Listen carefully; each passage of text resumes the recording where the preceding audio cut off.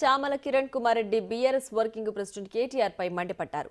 కేటీఆర్ కు చేతనైతే బీఆర్ఎస్ కాంగ్రెస్ లో విలీనం అవుద్దన్న బండి సంజయ్ మాటలకు సమాధానం చెప్పాలని అన్నారు. మీకు 10 ఏళ్ల పాలనుంటే మాకు 5 ఏళ్లు కూడా అవసరం లేదా అంటూ ప్రశ్నించారు.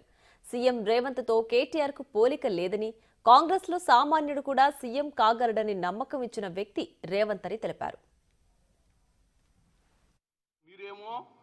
బీజేపీ తోటి సంసారం చేద్దాం అనుకుంటారు. వాళ్ళేమో మాకొద్దు కాంగ్రెస్ తోటే చేయరని వాళ్ళు అంటారు. ఏంది మన బతికిది? వాళ్ళు ఒప్పుకోట్లేరు.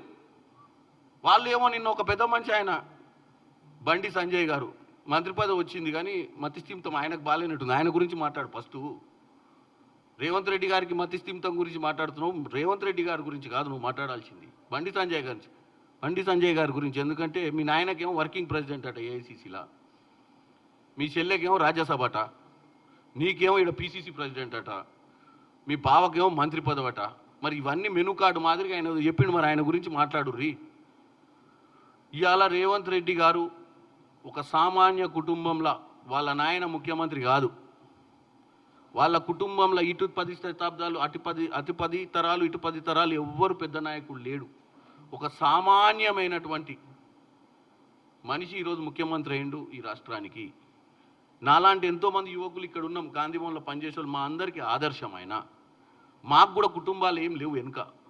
మేము వచ్చి ఈరోజు రాజకీయం చేస్తున్నామంటే అటువంటి ఒక ఆదర్శవంతమైన వ్యక్తి, ఒక సామాన్యమైన వ్యక్తి కూడా ముఖ్యమంత్రి అయ్యిందంటే అది కాంగ్రెస్ పార్టీలనే సాధ్యమని ఎంతోమంది కాంగ్రెస్ పార్టీలో పనిచేస్తున్నారు.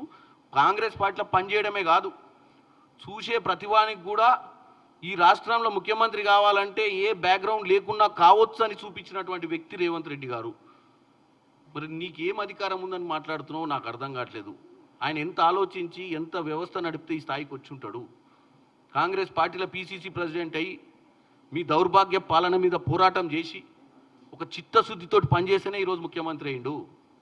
ఇదే ప్రజలు ఆయన పీసీసీ ప్రెసిడెంట్గా చేస్తున్నటువంటి కార్యక్రమాలు, మీ ప్రభుత్వ వైఖరిని ఎండగట్టడం వల్లనే ఈరోజు ముఖ్యమంత్రి అయ్యిండు.